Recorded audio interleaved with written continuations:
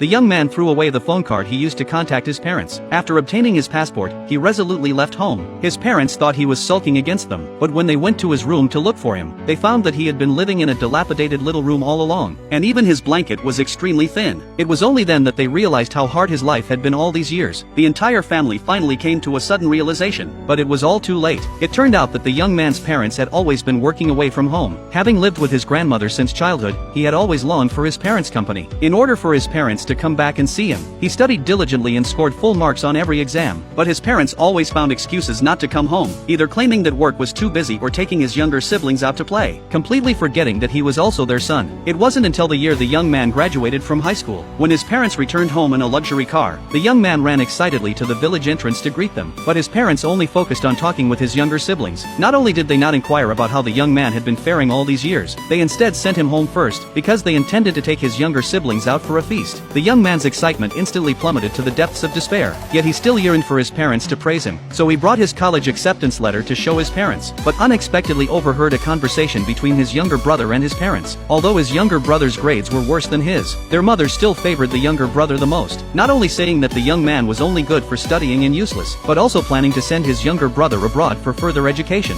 so that he could eventually inherit the family business. When his younger brother worried that the young man might compete with him for the family inheritance, their father stated that if that were the case, he would sever ties with the young man. Then the father explained that his purpose for returning home this time was actually to donate money for the renovation of the ancestral hall. The young man was immediately filled with sorrow, only to realize that he had always been the extra one. Suddenly, a massive explosion occurred at a restaurant, and a circular plate pinned the young man's leg, rendering him immobile. Just as the building was about to collapse, his parents only thought of dragging his younger siblings to safety. The young man reached out to his parents for help, but they still chose to rescue the younger siblings first. Fortunately, some kind-hearted people rescued the young man and took him to the hospital, and when he woke up, he found only a doctor by his side. Suddenly, his mother called him, and the young man felt happy again, but his mother instructed him to go and take care of his injured younger brother right away, and the young man's heart immediately sank into despair. He clearly suffered from even more serious injuries, so he decided not to leave behind any attachments, and immediately called the foreign university, determining that he would go study abroad in 10 days. Perhaps his parents sensed that something was amiss, and they planned to change his surname back to his father's, since originally, because his parents had a second child, the young man had the same surname as his grandmother, and now his parents wanted him to revert to the original surname. The young man's long-awaited dream of over a decade was about to come true, yet he felt no joy whatsoever, so he threw the household registration documents his mother had given him into the trash, and without looking back,